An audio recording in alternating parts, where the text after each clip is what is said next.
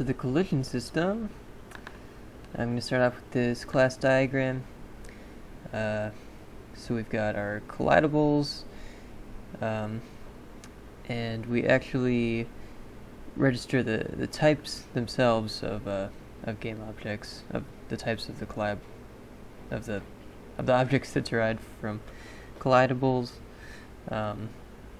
through scene access methods that go through to the collision manager, and they create these singleton collidable groups that take in all the information for the collidables in the group and make an AABB once per frame through the update commands, and they also have their delete commands that go to the collision manager to clean up the singletons. On the end, the collision manager also takes in these test commands that reference the collidable groups against one another, against terrain and themselves, and each collidable has a default B-sphere as well as one of a number of different bounding volumes. And let's see. Well, here I have a little demo I'll show. So I have a frigate flying around and a god cam, and I got 3 cottages, a B-sphere, an AABB, and an OBB, and the frigate. Let's see if I can show this to you. The frigates going down.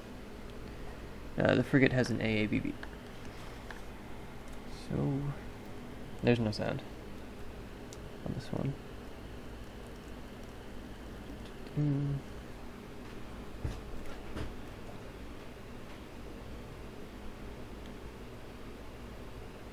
Alright.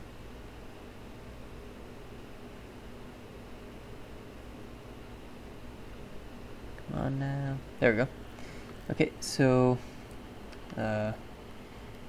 first of all, that blob in the middle isn't collidable, it's just there. But so the cottage has their own collidable group as well as the frigate that collides with the frigate there. And then when you go within the cottage, it goes, oh, maybe I should test this. And then when it goes within there with the AABB, it collides. And then here, this one's an AABB and an AABB, and they collide there. And then the AABB and OBB, same deal.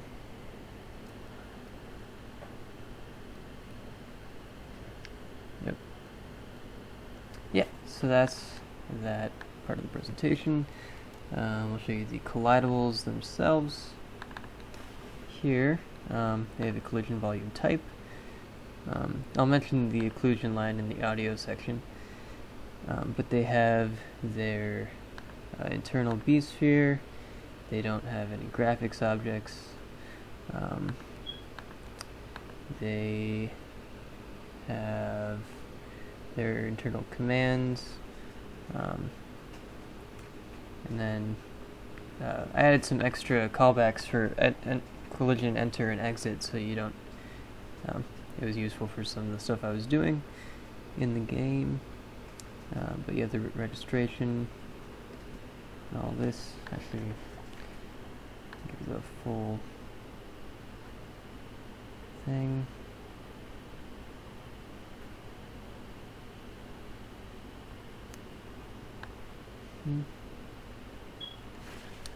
Yep. And so the collision volumes are the next part. And for that, I have the line and the occlusion line. Again, I'll talk about that later, but that has just these data members. The B-sphere is the center of the radius, and then the OBB and the AABB are both inheriting from the bounding box base, and they share all this information. And they I guess I'll go into their headers too. Could be useful. This is the bounding box base. And the AABB.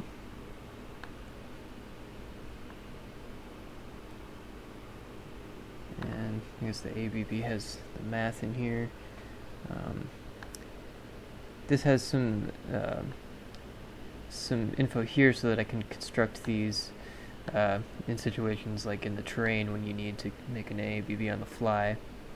And here's all the double dispatch going into the math tools with the other volumes and the visualizer.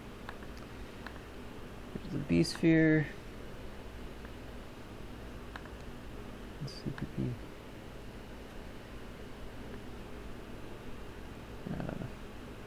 And the OBB.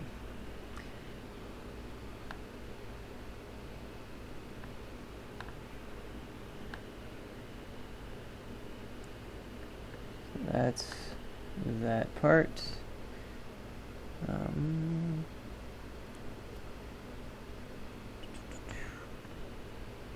So I guess I should go into the math tools and see how I did this. The two OBBs. So yeah, I wanted to slap in the face. Just go right to that big ol' return statement. But yeah, I just did it on the 15 axes for the OBB. Yes, I'll go through the math tools here. Intersection with the B-sphere and B-sphere. B-sphere and the vect. Vect and the vect. And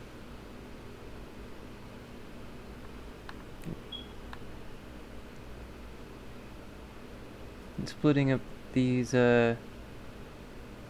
functions into smaller versions. Most of the lines in them are just comments.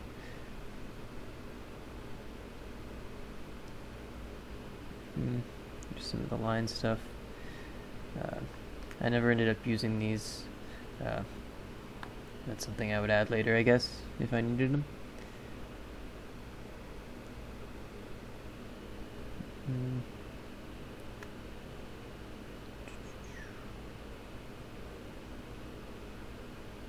Clamping, overlap, min-max components. These come up fairly often. Cool. So that's my math tools as well. I guess there's a section about that later, so I'll just shorten it on that section. But yep, collidable groups. I'll show you that. I kind of briefly mentioned that they just do the update of their ABB. So this is what the actual calculating the ABB for the collidable group looks like. And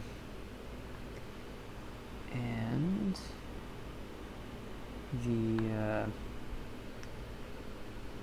collision manager, it only gets this updated once per frame rather than for every collision. I believe that's in collision manager. I believe. Right, so these are two different tests, yeah. And so this just gets called and then the collision tests are called. So it's just once per frame. As per that. Yes. The destructor, talked about that a little bit before, but it's those templated, or the delete commands here that all get fired off at the end.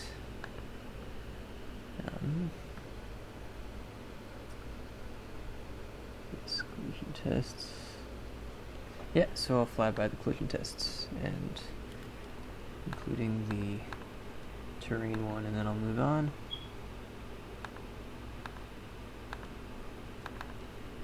So this is the test pair. Step 1, 2, 3 and 4.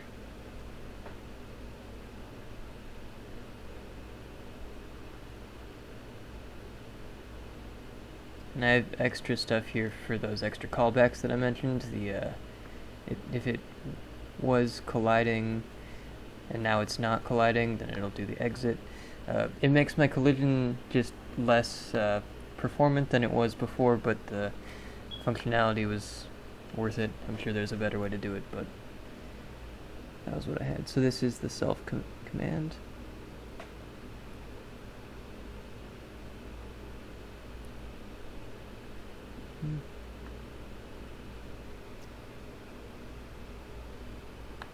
And the terrain command, test command. I did the approach with the iterator.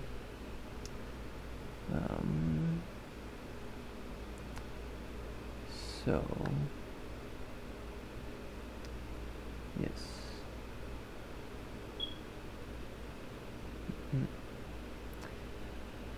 Oop, and yeah, I just commented this out to test something, but I've been using it.